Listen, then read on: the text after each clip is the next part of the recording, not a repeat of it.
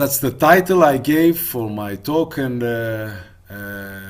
I'm a member of the Department of Music Studies of University of Ioannina, Greece, and more or less I am kind of a specialist on Eastern modal systems. So I prepared a talk on this subject concerning melodic modality and what I call multi-modalism, and I want to explain that because I remember that even Christos was asking details about this multi-intervallic and multimodality that I used in the description about my talk. So from the information you, Christos, and all of you gave about yourself, I assume that everybody is very much familiar with the idea of modality as an essence of melodic identity, atmosphere, character. When I define it somehow like the identity and the atmosphere that is clear when all other musical parameters remain the same, like the form, the instruments, the the rhythm and everything else, composition or improvisation. So for traditions, the Eastern traditions, and when I'm talking about Eastern traditions, I'm talking about traditions that mainly have been developing for thousands, maybe at least hundreds of years, in the area between Central Asia, the Indian subcontinent, all the way to Mediterranean, around Mediterranean, North Africa, and of course Middle and Near East. I will specify more continuing in the next pages of my PowerPoint. So there is some kind of organization and categorization in most of the musical traditions present in this vast area, and this organization usually we call as a modal system, on the basis of scale types, but with along with several much more delicate modal characteristics.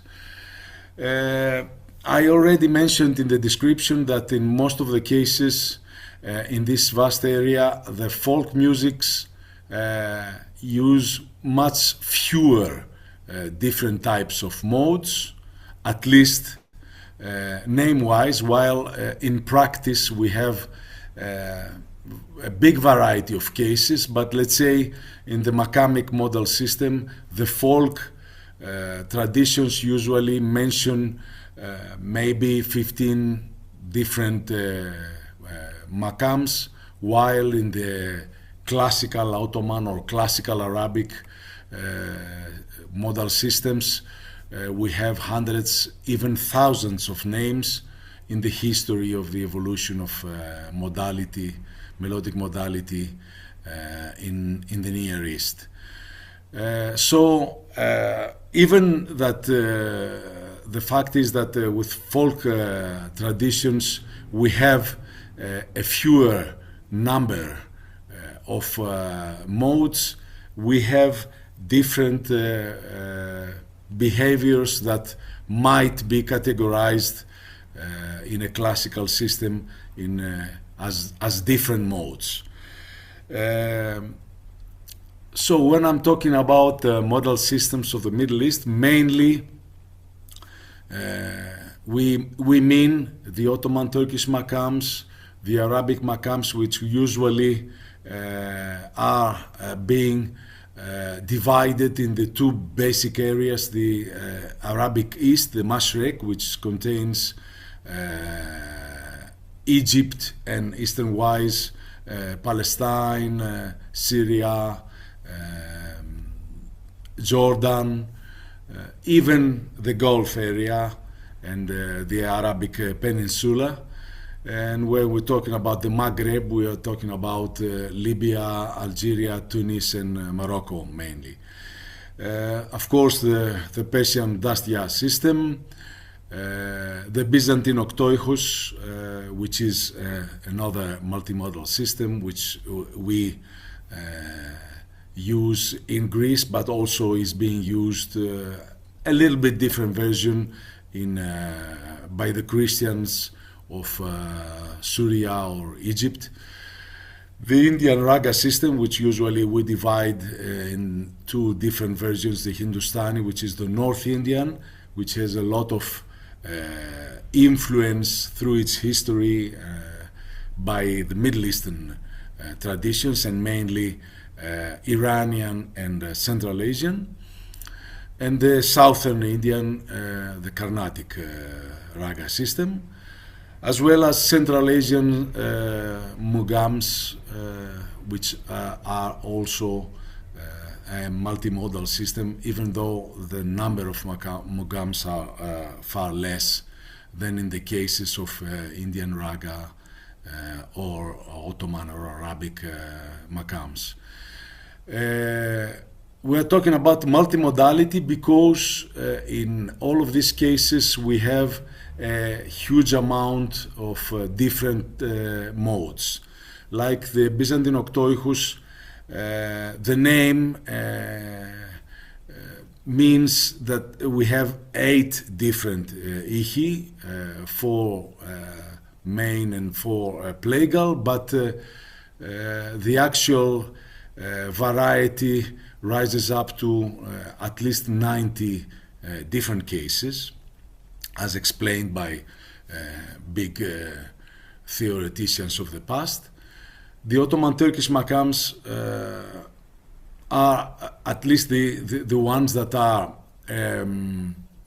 played today and being popular by classical musicians of Istanbul and other urban centers of modern Turkey, are far more than 100, but we have in the history of evolution of this system references for thousands of different names, which of course for most of them we have no clue what they were about.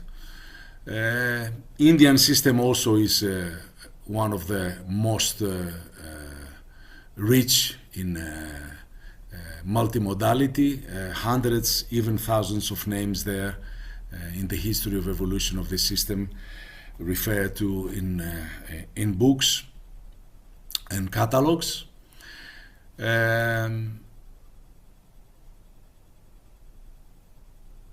Okay, sorry, I'm going back. So, when I was talking about referring to the term multi-intervallic, I mean that we have a huge variety of different melodic intervals. These melodic intervals, which are in intervallic theory being called as natural intervals, they are all derived from the harmonic series, and the harmonic series is present in every melodic sound, even if it doesn't come out of a melodic instrument, as a harmonic tail, the multiples of the fundamental frequency of its musical note. So between these harmonic sounds, melodic intervals are being created, and they are theoretically infinite.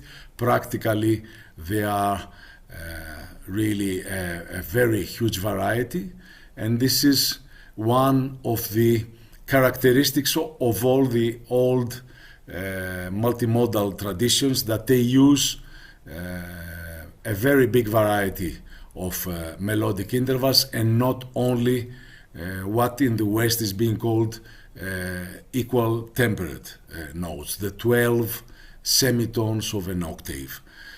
Of course, when we're talking about non-tempered systems in the Eastern musical traditions, in many cases we are actually in practice talking about a kind of temperament which is unequal. Let's say we have instruments that play specific degrees in an octave and not an infinite amount of different instruments as the fretless instruments that can play any kind of interval.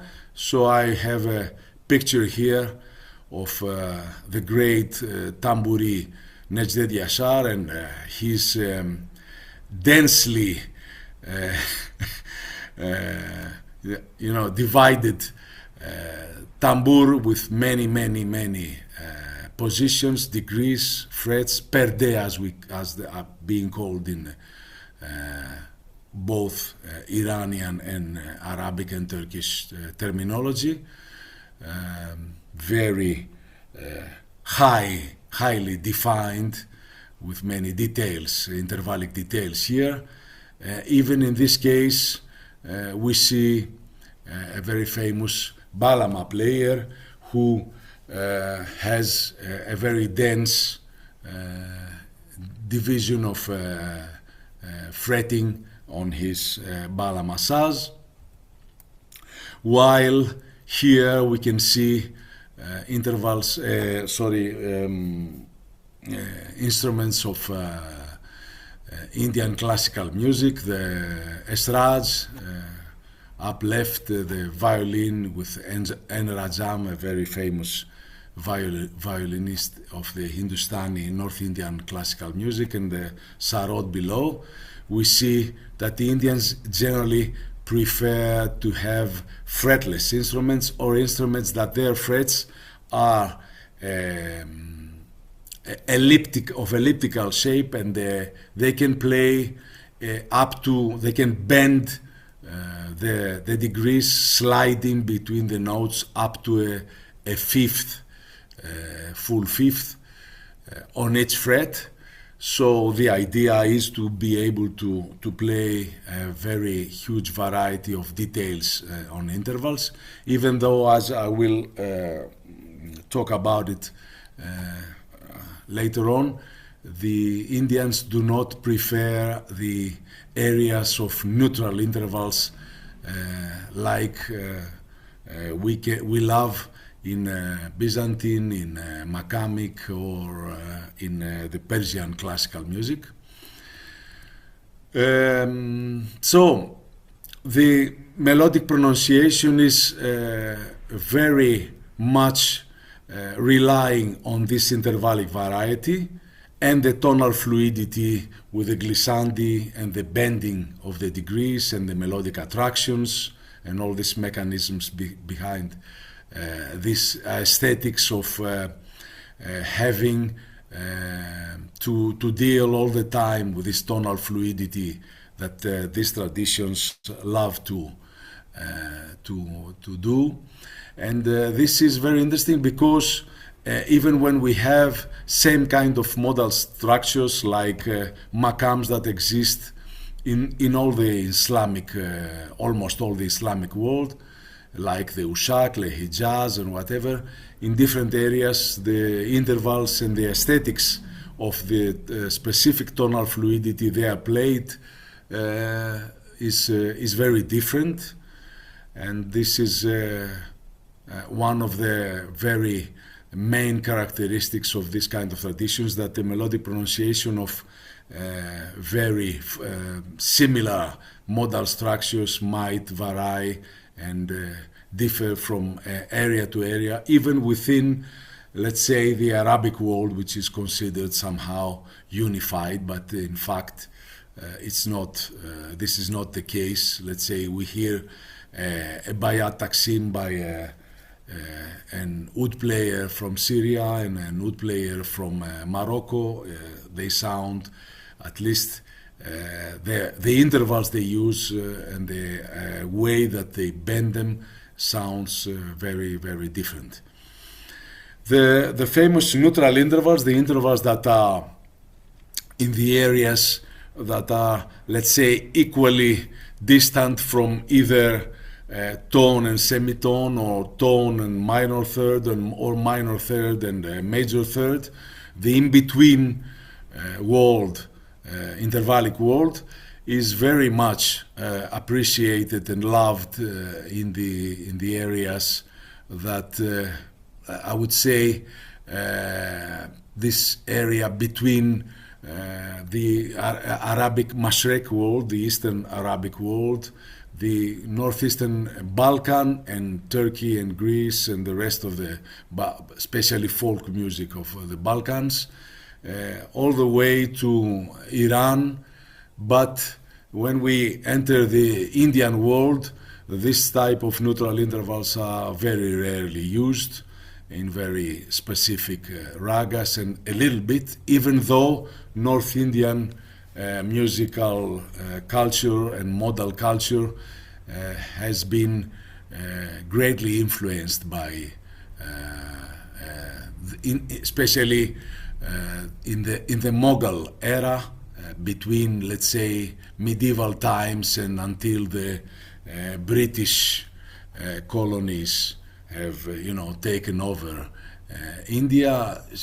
I would say even until the beginning of the 20th century, this Mughal era still lived in the alleys of the big Maharajas, which used to keep dozens or hundreds of classical musicians practicing the raga system. So these neutral intervals are mainly a basic characteristic of all the other modal traditions referred to in the previous page, except the Indian raga system. I continue with the Hood Powers continuum, which I choose as maybe the most exact, let's say, description of what is happening with multimodality in all this vast area that is very rich in multimodal cultures. Mandel Hood and Harold Powers were two great ethnomusicologists of the past. Powers was the mentor of Walter Feldman, which you probably very well know, all of you. So this continuum is, let's say, a description that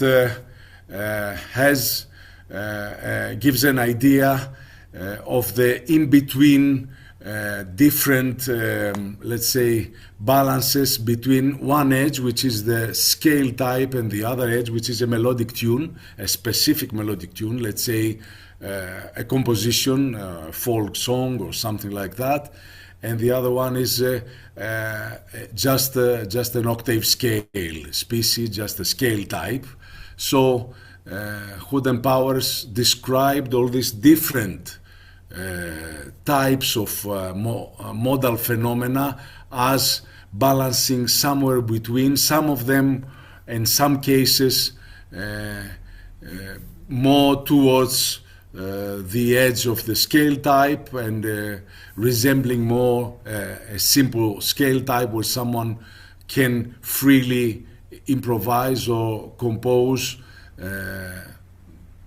moving up and down without specific restrictions, while in some other cases some melodic modes are much more close to an idea of a very specific composition, a very specific melodic tune, and having very characteristic phrases that are obligatory, otherwise the melodic atmosphere of this mode cannot be released. So the bullet points, one after the other, say that octave modal scales as an ancient idea in some cases are valid as the concept of a modal structure. So in some cases, when we're talking about modes, let's say in jazz music, we have we are thinking in terms of an octave modal species, an octave modal scale. And in Western type of modality, which uses equal temperament and harmonization, the idea of free melodic movement in such an octave modal scale is the main concept when we're talking about modality, while in the Eastern type of modality, we use, as we talked about, non-tempered degrees and involving a lot of tonal fluidity and very complicated mechanisms of tonal emphasis and scenarios. I will talk more about all this, of melodic movement. So we are not talking about simple modal scales, but we're talking about much more complicated modal phenomena.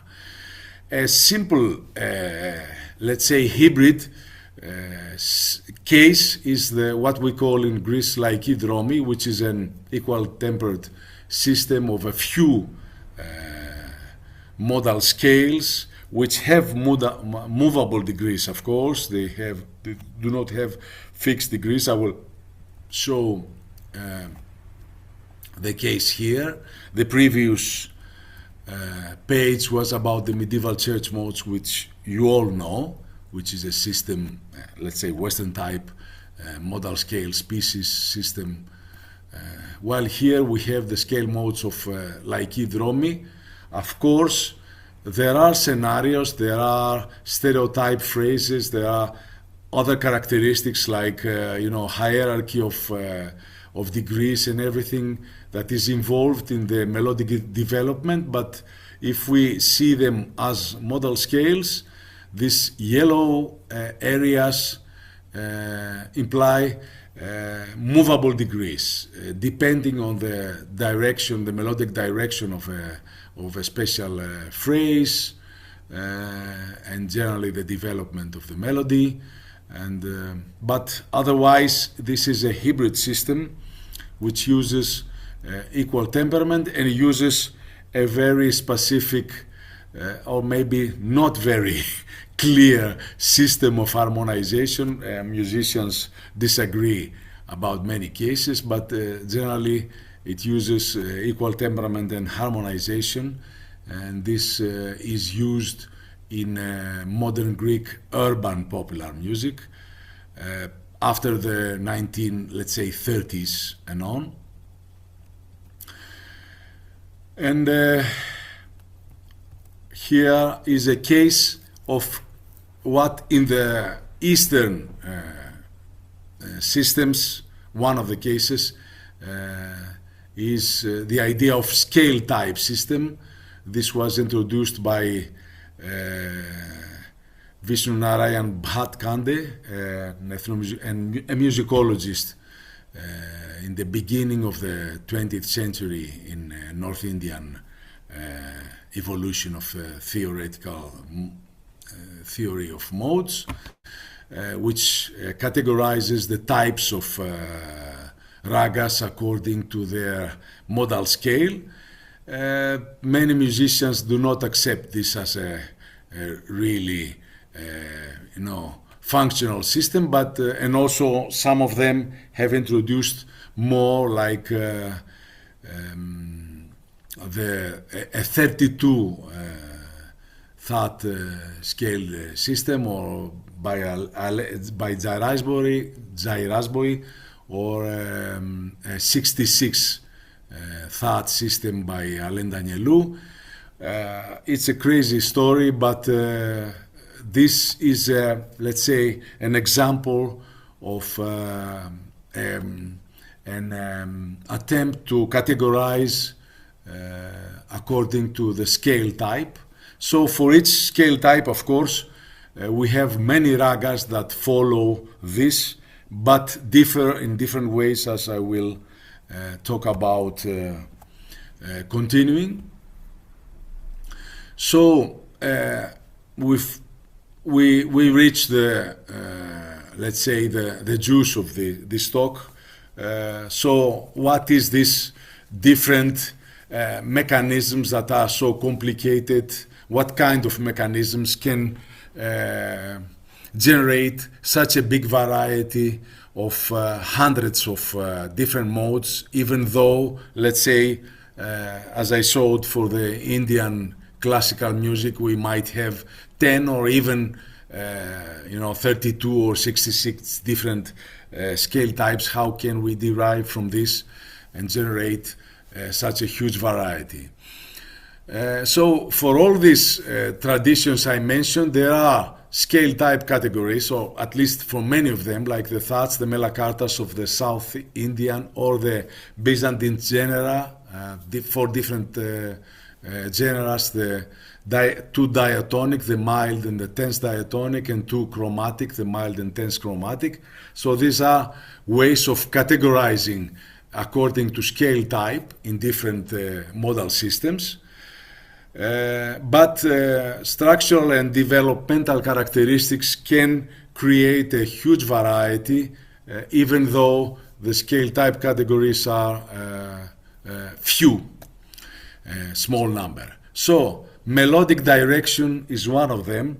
We can have, let's say, in the Makam system, we can have ascending, descending, and mixed ascending and descending Makams which develop beginning from the the karar, the tonic, the basis of the Makam, and go and develop by ascending scenario, while others might begin their development from the octave and have a descending scenario. And also we can have scenarios which are very complicated, what we call in the Makam theory seir, which probably the Iranian lady might explain to us. I think this is Iranian or Arabic word, I'm not sure. Maybe it is Arabic, which means progression. We use this word for melodic scenarios that have different parts that might, the melody might behave very differently, using even different intervals and different tetrachords, and in the what they are called murekeb, composite makams, we can have very rich scenarios of melodic development with different phases that sound melodically very different from each other. So this kind of direction and scenario phases are very, very interesting and create variety even in the same scale type, like a family of makams that follows more or less the same scale type, like the Ushak family, the Hijaz family, but we have a big variety of makams deriving from different seir scenarios. The degree hierarchy is very important, as well as the specific roles that different degrees play. So we have different kinds of dominants. It's not only the fifth dominant in one mode, can be practically any degree. Let's say the special terms in Indian classical music are Vadi and Samvadi. Let's say dominant and subdominant, or co-dominant, can be any degree, and these degrees are tuned in the drone keeping instrument of tampura that sounds all the time as a drone carpet behind the melodic development. We can have tonal centers that create phenomena of melodic attractions, of changing the intonation of the surrounding degrees that are being attracted like a gravitational phenomena around these tonal centers. We can have degrees that have special roles, like the opening degree, the girish in the Makam system. Let's say the degree that is being used as the first tonal center, which defines the way of the melodic scenario development of this specific mode. We can have other types of cadential stops and different degrees can play these roles in different modes.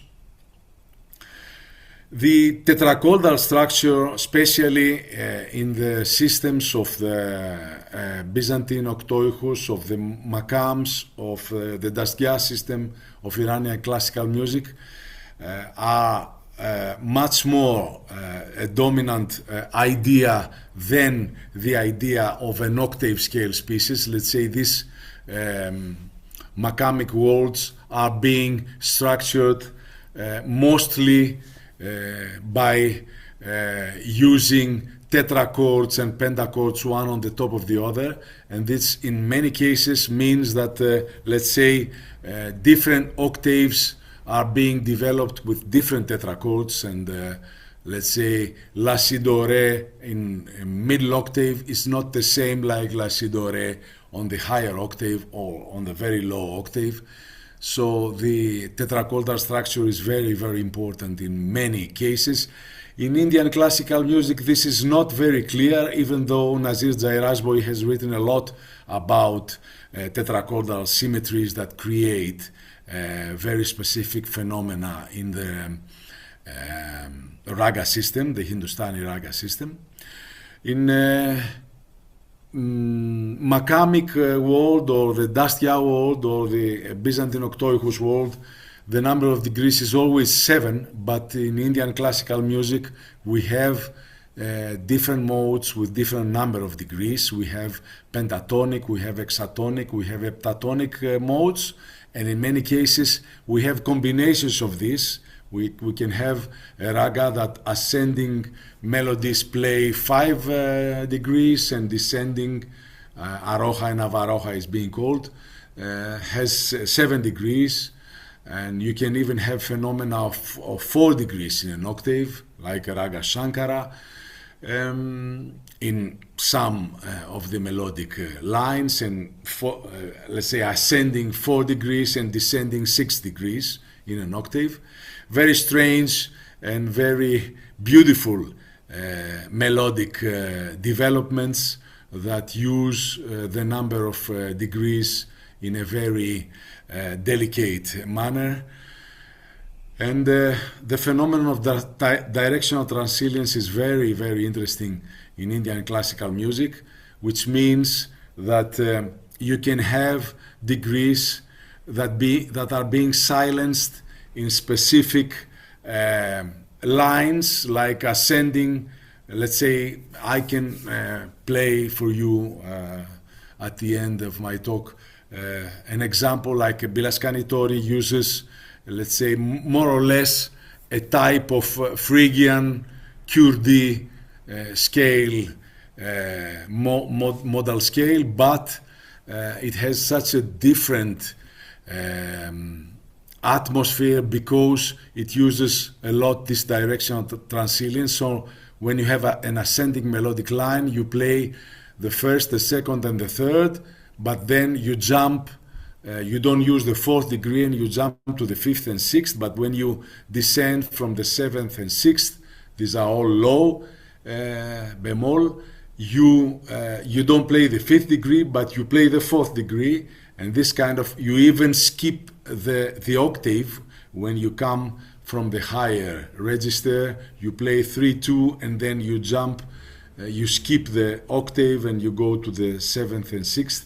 So you have this kind of what are being called crooked vakra melodic patterns. These vakra melodic patterns in Indian raga system can be very complicated by going up and down and not allowing a free ascending and descending of the degrees of a scale in a row, one after the other.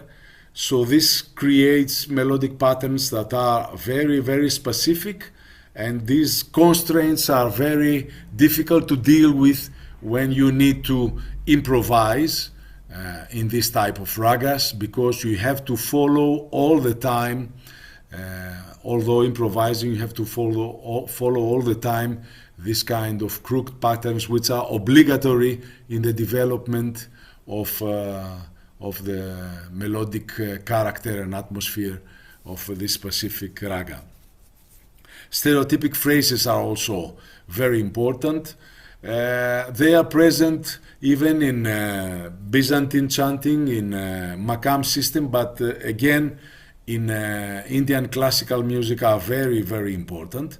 Also in the Iranian Daskya system, in many gushes, you have very stereotypic phrases that have to be followed in order to develop this modal atmosphere you want to create.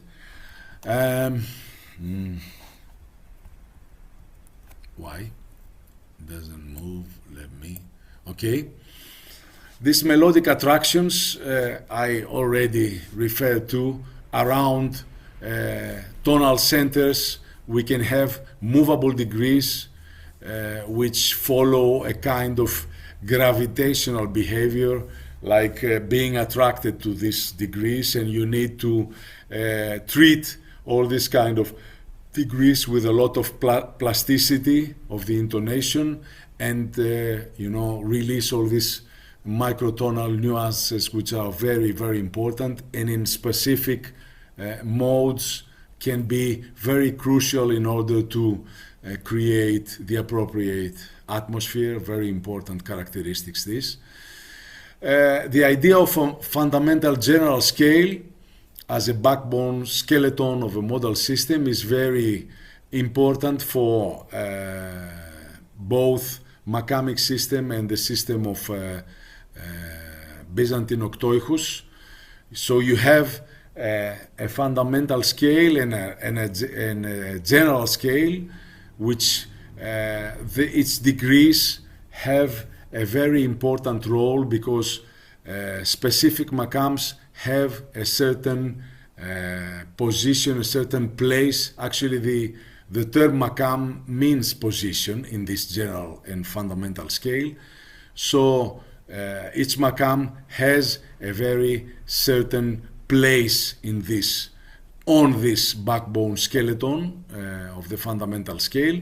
And you even have a type of organization of modal families and a categorization of the modal chart of the system in terms of their tonics on this fundamental scale, an idea which is not clear in the Daskya system, perhaps because of the in-between 2.5 centuries of problematic history of Iranian classical music from the Middle Ages until the Qajar, I think, area, if I remember well.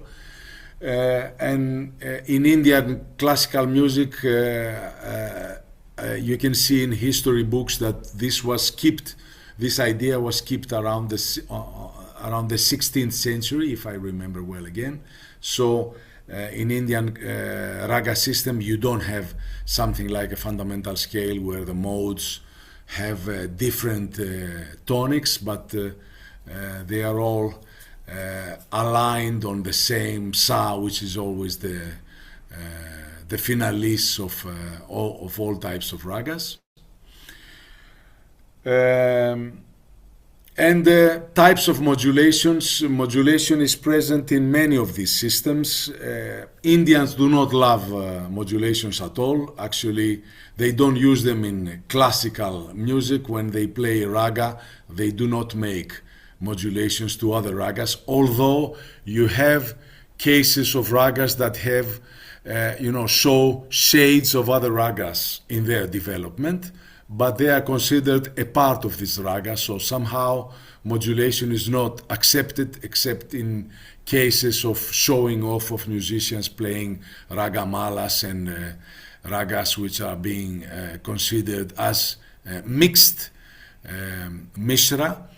But in all other modal systems, the idea of modulations through special, I have some of the names being used, using, let's say, the modal idea of another modal entity, another makam, inside a main makam. Let's say in Rast you modulate to Saskar, you modulate to Penzia, you modulate to Suzinak, you modulate to many different Chesnis. by using a small reference melody part that complies to their character and coming back. And you even have practices that, let's say, whole improvisatory form like a taksim can be a modulatory taksim, a girish taksim, which begins from one makam and ends to another in order to,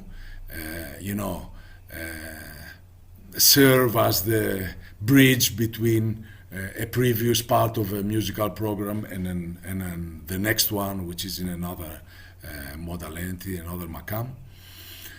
So this is more or less what I wanted to present as mechanisms that can generate variety, this huge variety of modal entities that we find in this world of great multimodal traditions. And I'm here to, if you want, we can play a couple of examples. If you want, you can drive me through your questions and we can have a discussion. I mute myself to give.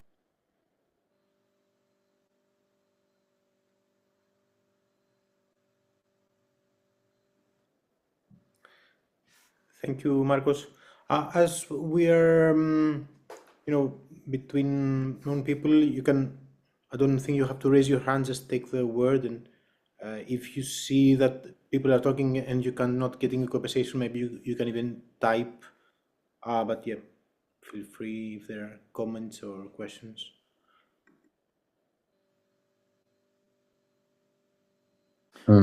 Perhaps I can start. Sorry, Giuliano.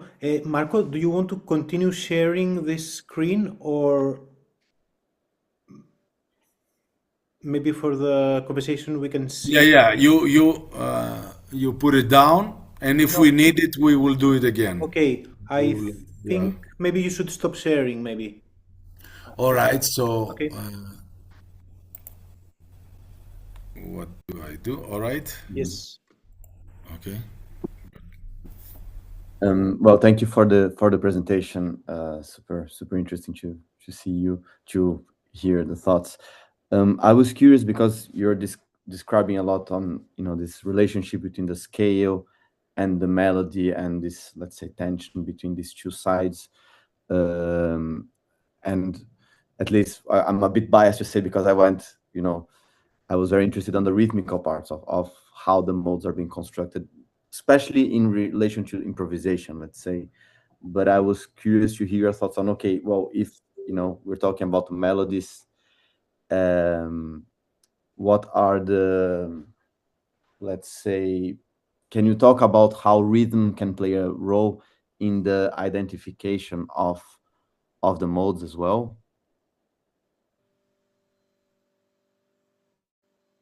Okay. I understand your point of view, since you are dealing a lot with, you said the rhythm of the taksim, isn't it?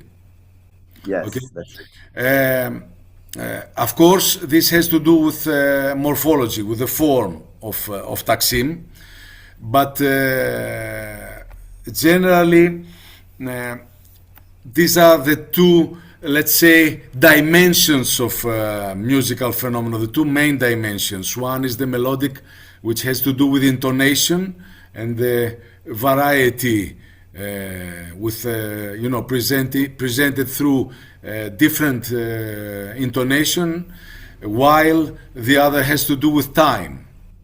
So theoretically they are completely dependent, although of course music is always using both of them at the same time. So even if you have a free rhythm, let's say improvisation, like the alap in Indian classical music, like the daramad in Persian classical music, like the taksim or gazelle in Turkish and Arabic music, layali, or all these forms, there is always some sense of rhythm being involved in the development. but this I don't think has much to do with how the makam is being developed. Let's say you can have any kind of rhythm in any kind of makam, like two different dimensions. One has to do with tonality, the other has to do with time. Although, of course, in specific forms, the time, treatment might influence the final result of the modal, aspects. But generally, they can be treated completely differently. At least the way I understand it. There is Can I nothing. say? Yeah. Please. Yeah, that's a very interesting question. Like, can I add to that same situation?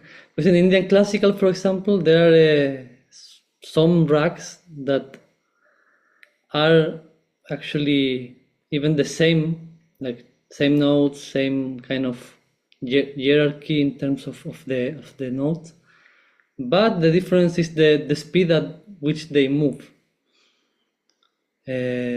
And they define which rag are we talking about, like not only the speed of the notes, but also how fast you approach a certain note or other note. There is a couple of examples I studied some years ago about Can that. you tell us which example you are?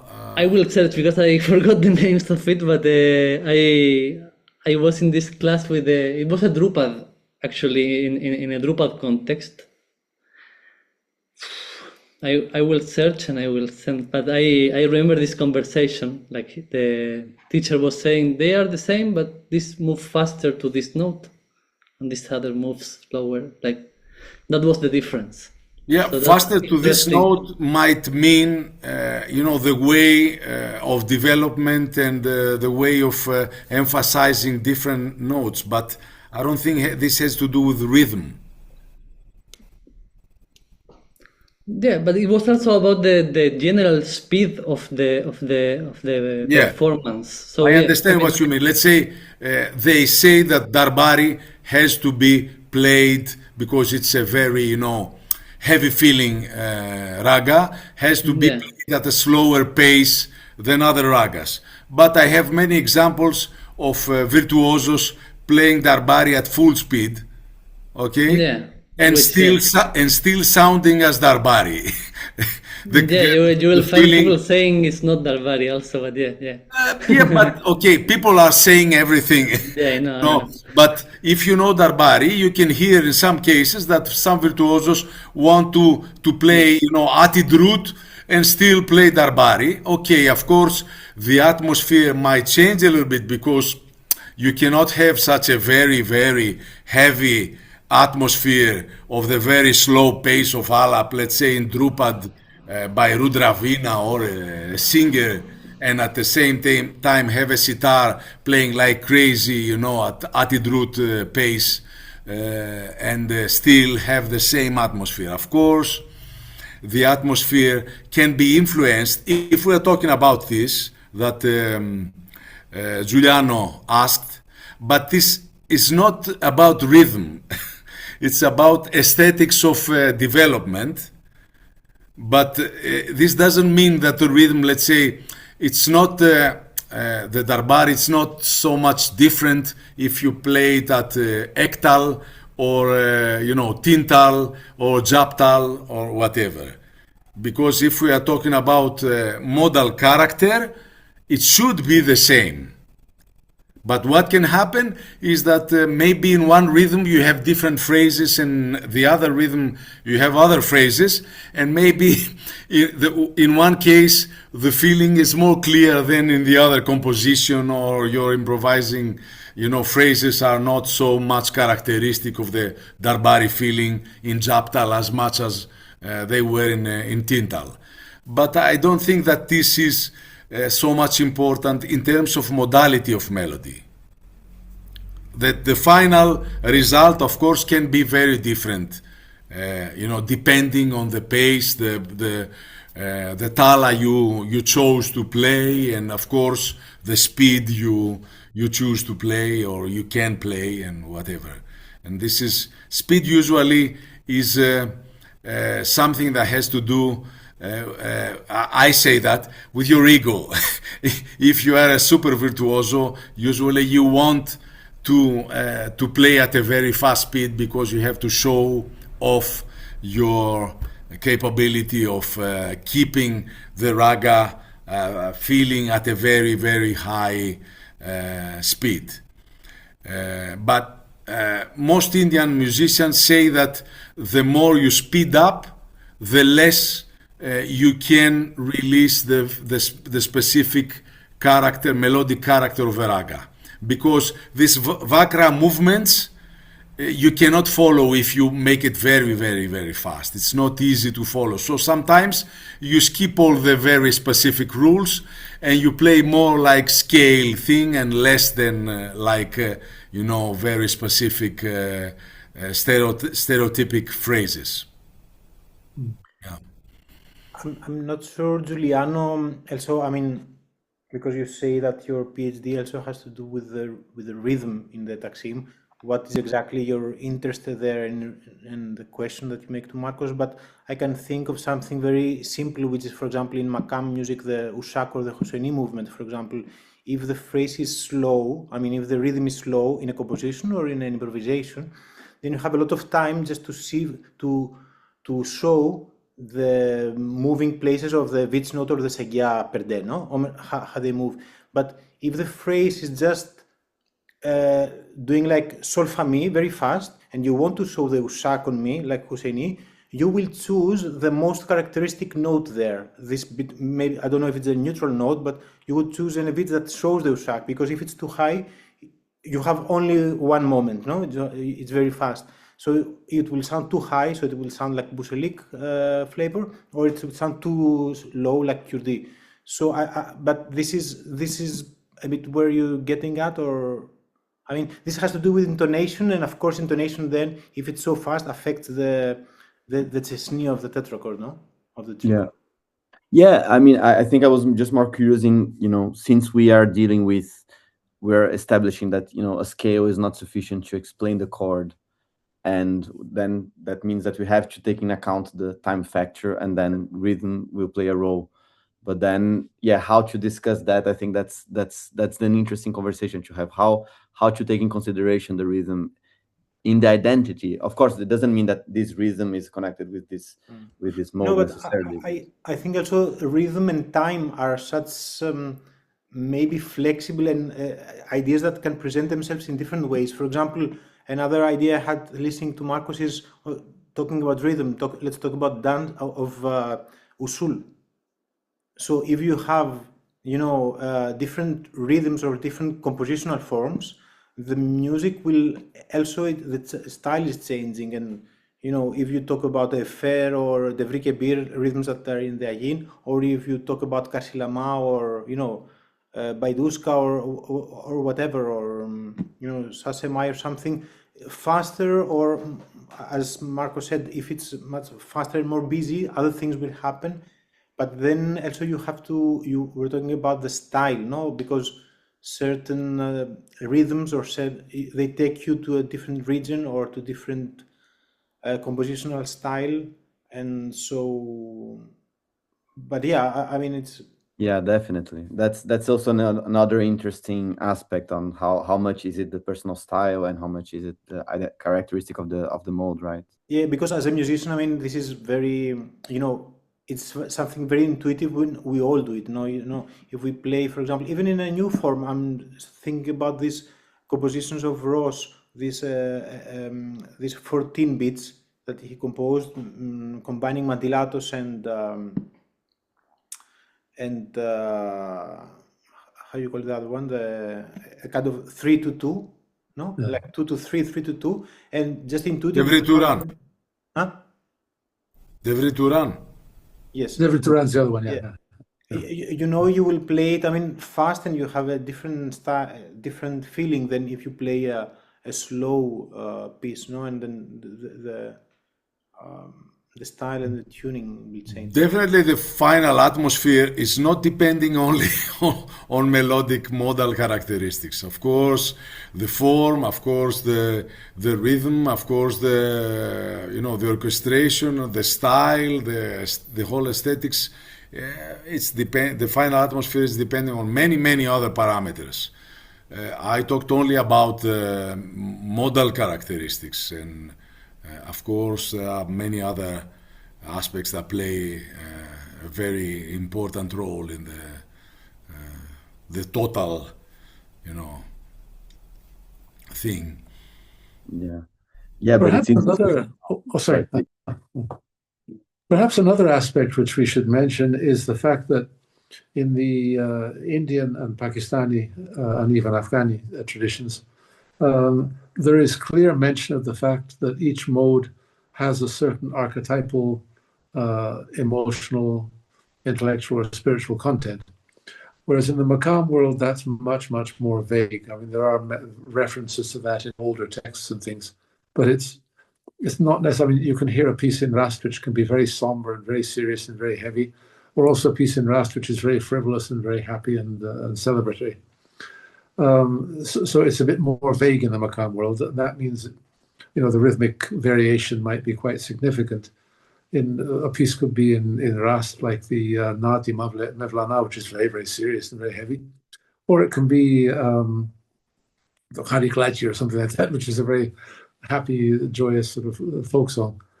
So you got that big variation. Whereas in the Indian raga system, each raga is associated with a certain archetypal sentiment, and that can actually be a bit restrictive sometimes, even on the element of rhythm, speed, as I would say. Although, given that Markos mentioned Darbari, there are two very significant renditions of that raga, one by Ustad Vilayat Khan and one by Ustad Ali Akbar Khan of Darbari, which go the full spectrum from a very serious, very deep, very slow alap right up to sort of top speed, really. And the version by Ali Akbar Khan, I think, is 80 minutes or something like that. And so you have the full spectrum there, including all the Vakra steps in place, nothing being sacrificed. So I think it's dependent largely on the skill of the individual musician, how they can adapt to a specific mode in different settings, in different rhythmic settings, shall we say. Yeah. Another thing which is interesting, which isn't very often discussed, is in the non-metered taksim, the taksim which is completely in free rhythm, not the one played on top of a rhythmic pattern, but the one completely in free rhythm. I've always noticed that most musicians are working with an inner pulse underneath that. And it's always there. And you can even see it in their movement sometimes. So you're dealing not so much with a rhythmic structure as with a pulse, which is there, and which helps them to focus and helps them to put things in a sort of order. And also you have these kind of differences with different types of instruments. Let's say the pace of the ney taksim has nothing to do with the kanun pace Precisely. Yes. in a non-meter. So yeah. Rudravina again is never having a pace like the sitar or santur or whatever. South Indian mandolin. South Indian mandolin, exactly. South Indian generally have completely different pace in the case of non-metered improvisation. Exactly. Yeah. Giuliano, if I'm not mistaken, your work has to do with the non-rhythmic taksim, right? Yeah. And I remember this been a few years, Ross, but we did an interview discussing this point. Yes. Now that it's concluded, I'll be very happy to share you. Oh, I'd love to see it. Yeah. Thank you. Yeah. I'll send it to you by. Thank you very much. Email. Me too. I would like to see it. Oh, of course, I'll be honored. Of course, I will share it. Very much so. Yeah. Miko, say something.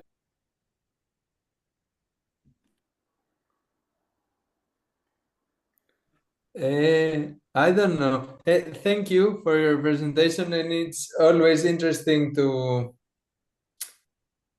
listen about all this. And now that I listen to your presentation, it's somehow concluding different things from different lessons, and it's interesting for me. Thank you.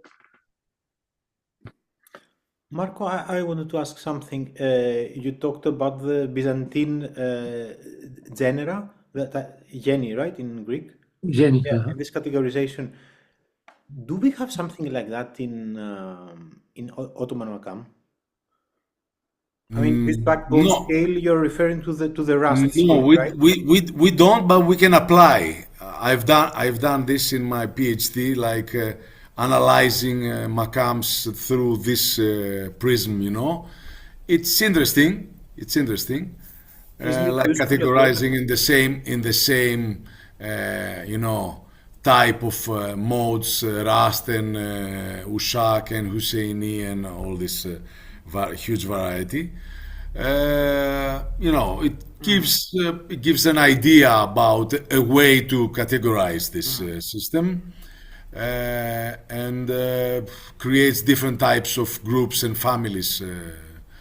But no, it doesn't exist in the Makam theory.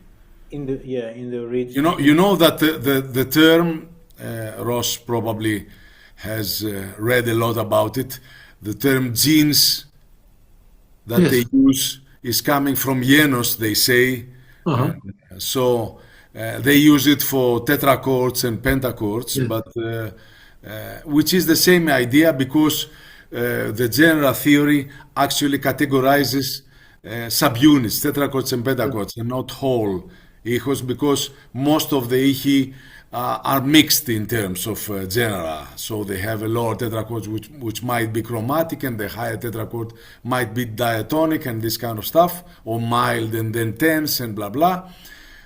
So actually the categorization is more useful in cases of subunits of tetrachords and pentachords. So this idea seems like passed from ancient Greek musicology to the Arabs and the genes that became later the Güçlü, the Dörtlü and Beşli in the modern Turkish theory. Sorry, you said genes is a term used by the Arabs. Genes, yes. Yes, yes.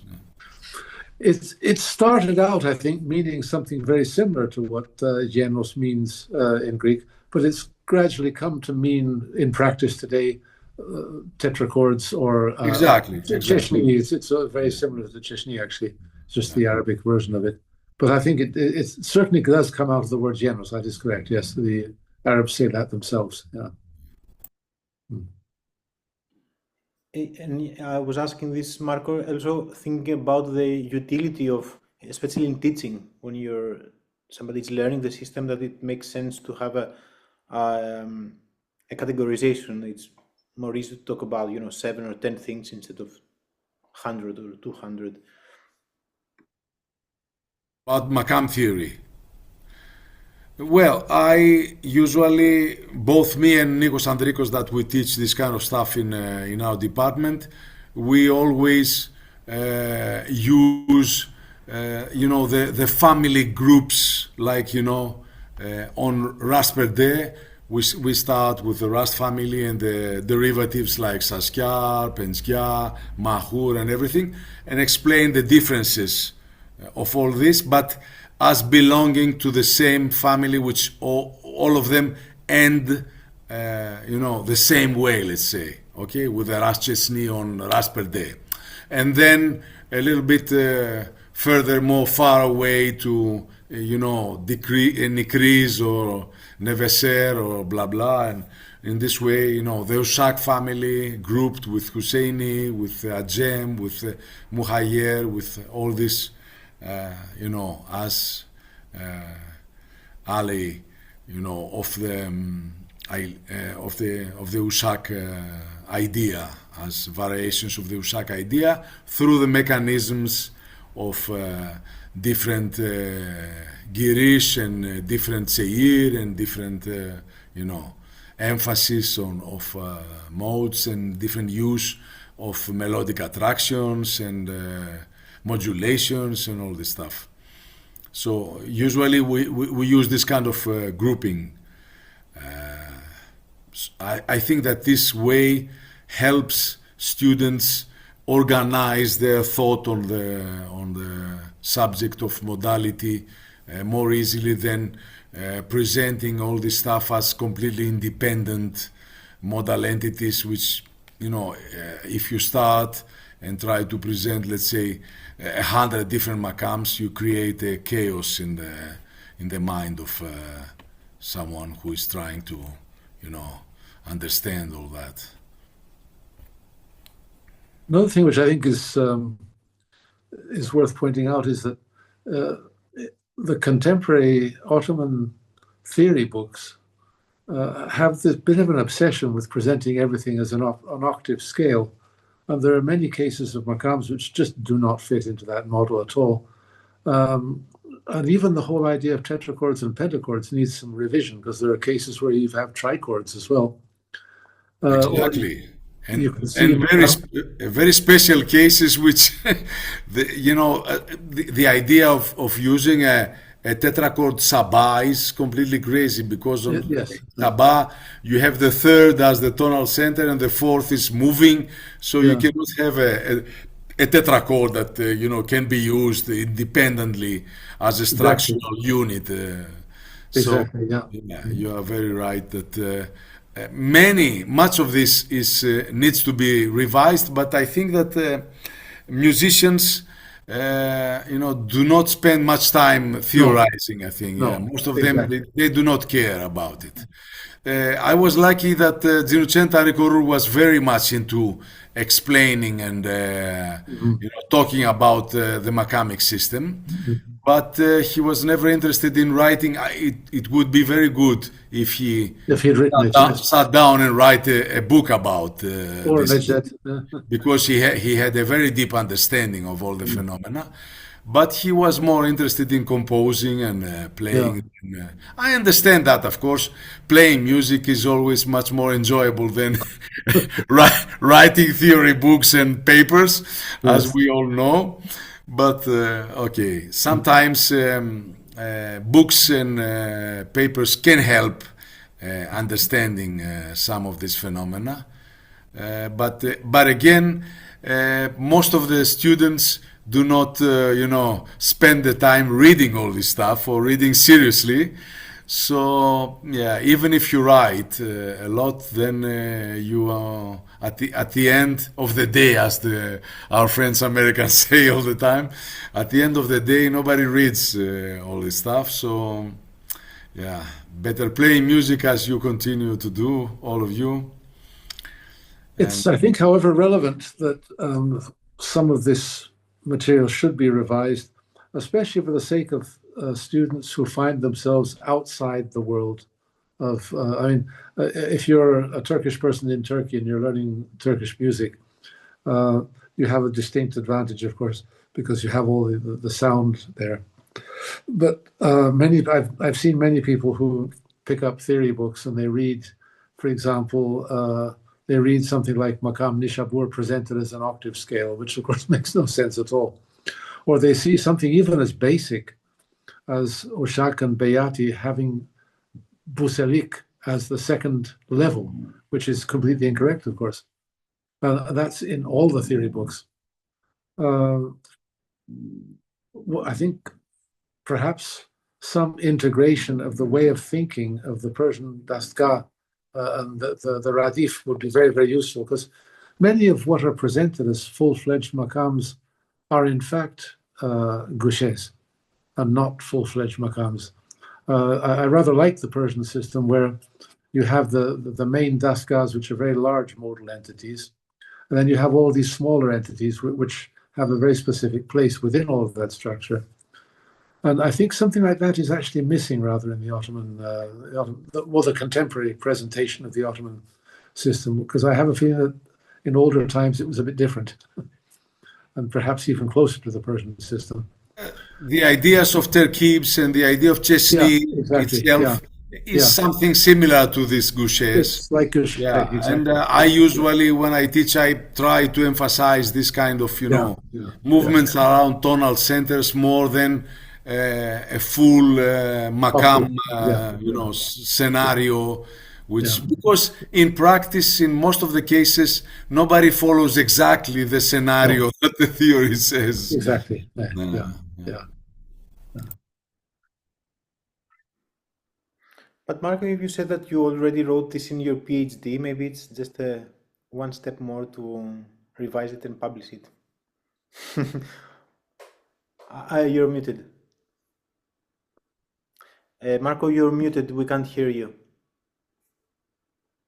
Some of this stuff I've written here, some of this stuff I've written there, and but somehow I do not feel like, because we have discussed about this with Nico Andrikos, and he's also complaining a lot about the theory books that we give to the students, and some of them try to learn by heart a full book of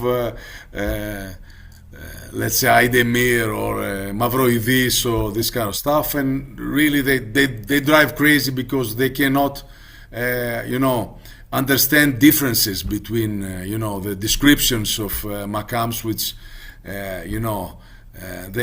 they seem quite similar, and they cannot understand what the difference is. But the thing is that since me and Andrikos, this is the way I feel, we are Greeks, and I don't feel I feel it as an insult for Turkish people to sit down and publish a theory book on Ottoman Turkish makams, implying that your books are not good enough, and after so many centuries you were not capable of producing something which is really understandable and functional for people who try to learn this. I expect that the younger generation of musicologists in Turkey will do it sooner or later. After all, as I said, writings do not really reach many of the people who are interested in all that, even if you publish a lot of stuff, even in English language, and nowadays even Greek language is not a problem, because you can somehow find a way to translate and understand what's going on in a book or a paper. In the end, very few people spend the time to read about it. So yeah, you end up feeling like this kind of time-consuming work doesn't really work at the end. So you let the music speak for itself. So if someone wants to play, let's say, a makam, if he goes in the internet, does a little bit of reading, and then listens to some compositions and some improvisations by great musicians, he most of the times can understand what's going on and can somehow find his way through that. Of course, in many cases you need some help by some kind of instructor on an instrument or whatever, but usually music is the best way to understand what's happening with modality than theoretical complicated theoretical explanations. The Iranian lady wants to ask a question.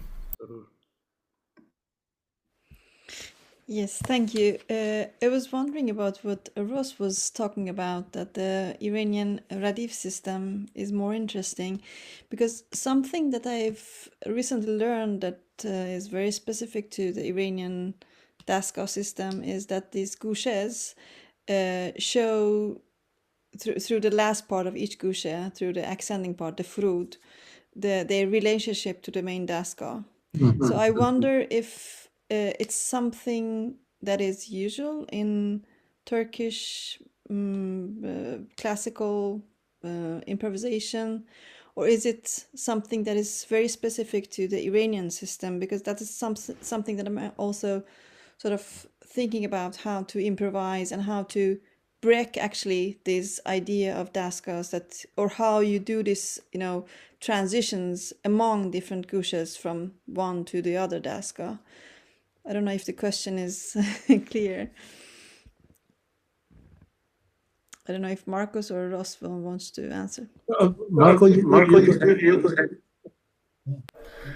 Of course, we can both try to answer this question. Actually, I do not consider the Daskia system as a modal system only. It's also a morphological system, because it binds somehow, in a very big structure. It organizes the repertoire, and it connects different modal entities into it. And some entities, actually, some gushes are not only their character is not only modal, it's also rhythmical.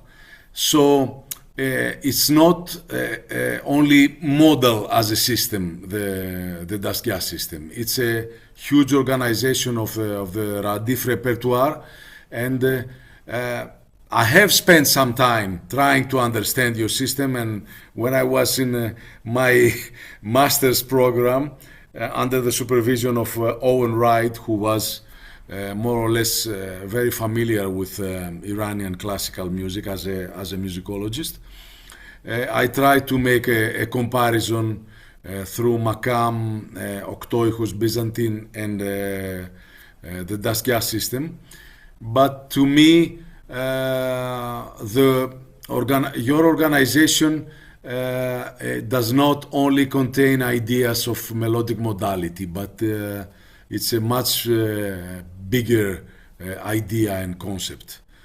So I don't know if I can exactly answer, but if we're talking about only, let's say, the final part, what you said, you referred to the Forud, the final part, of course, let's say, if we go to compare something like a Daskia presentation with a macro form, like is the Mevlevi Ayin or the Fasil, the Ottoman Fasil, which is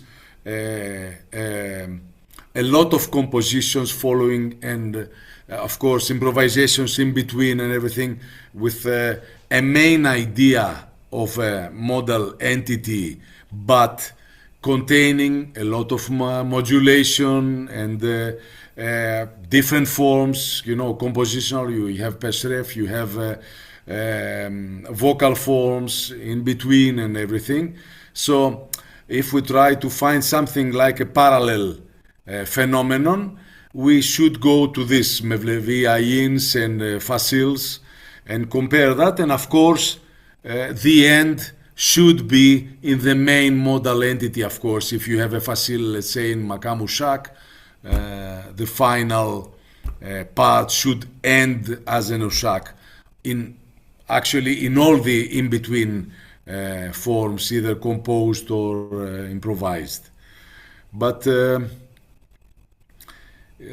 even though I believe as an ethnomusicologist that almost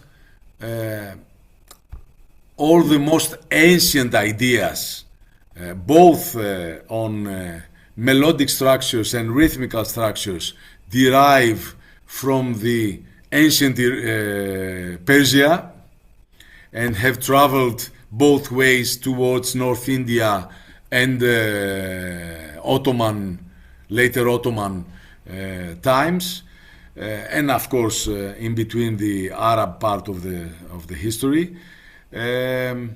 This in between times after the 1500 until the Qajar era has disconnected the theoretical structure of modern Iranian classical music with the rest of the Islamic world, at least.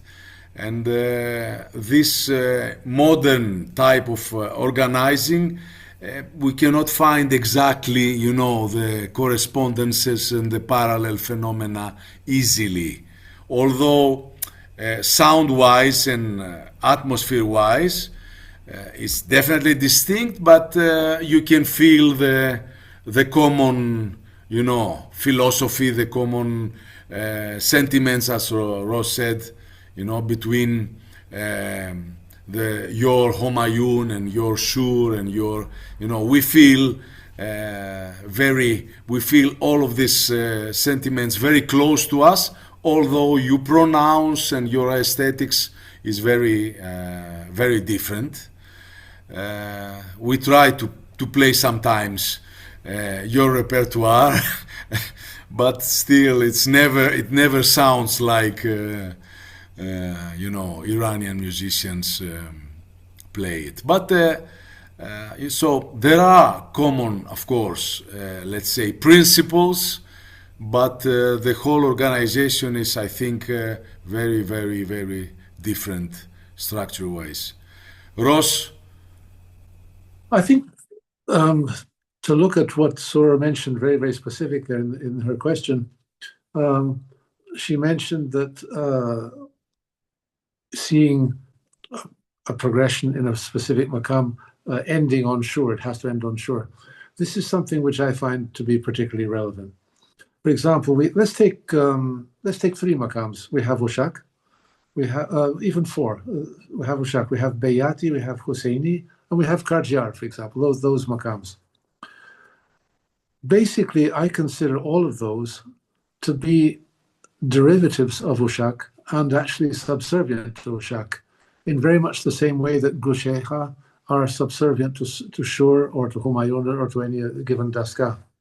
Because, in the theory book, you'll see Bayati described as a full octave maqam with a tetrachord of Ushak and above that a pentachord of Buselik. The pentachord of Buselik makes no sense whatsoever because it doesn't have at all the flavor of Buselik, which would demand a conclusion using a do sharp, for example. But really, Bayati is a rather small movement, actually, which focuses around the 4th degree of Ushak, accenting quite heavily the 6th degree and also to a certain degree the 3rd degree. And it's like a little triangle between those 3 notes. It can extend further up, but it cannot conclude its progression without using some Ushak phrasing for the final conclusion. The same is true of Husseini. It works around the 5th degree. It has its phrasing up there, very specific phrasing around that 5th degree. But its final cadence is down to Ushak. Even though the tetrachord is Ushak, and it's the only example where there's an exception, the extension to a pentachord changes name and becomes Husseini. But in my view, it's just another version of Ushak. The same is true of Karjar. It's on the 4th degree of Ushak, movement of Hijaz, or on the 3rd degree, a movement of Nikriz. But again, Karjar cannot make its final conclusion without using phrasing from Ushak.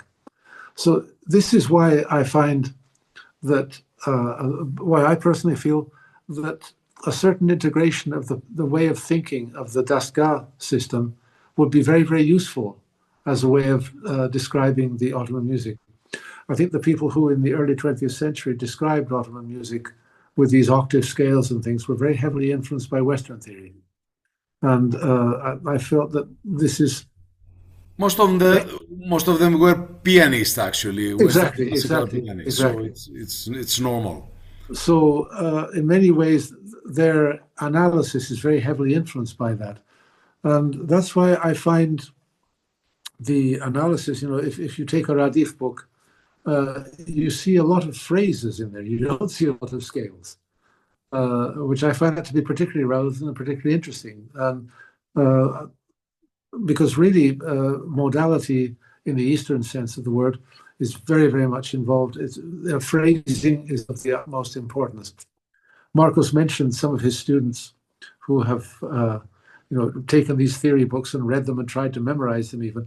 I did that many decades ago. I read everything and memorized everything I could possibly find, and then picked up the instrument. It does not translate into music. It's lovely as theory. For music, what I really needed and what was the key for me, and I think for most of us, is listening very carefully to very good musicians in their improvisations, playing through a lot of repertoire also. All of the modal information is there in the repertoire.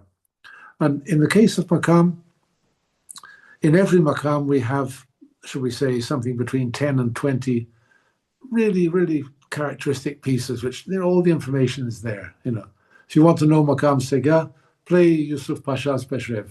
It's all there. And then, of course, beyond each of these, what you might call hallmark pieces, which have all the information in them, there are also lots and lots and lots of other pieces, maybe which are not so important or not so, but they have one little modulation there, which is really something special. So your whole life is spent gathering all these little bits of information, and it just keeps on growing and growing and growing. But yeah, I personally found, together with my work with Ottoman music, I found the study of Dastgah and of the Radif in general to be extremely helpful in understanding. And I would highly recommend to anybody who's interested in makam that they look seriously at the Radif system. I think they would find it very, very helpful in their understanding. Of course, things have different names. What you call Shehnaz is not what we call Shehnaz and things like that. Okay.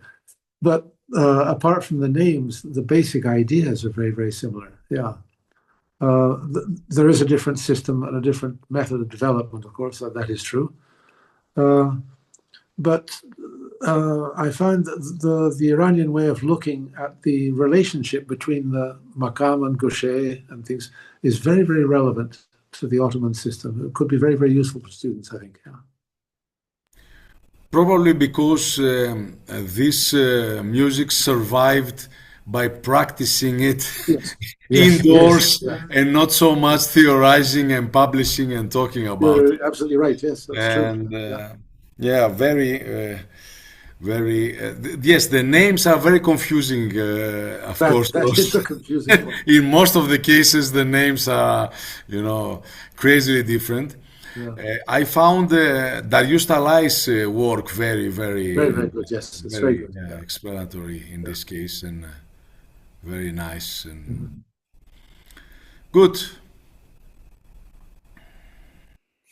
Thanks very much, Marco. Thank you, everyone.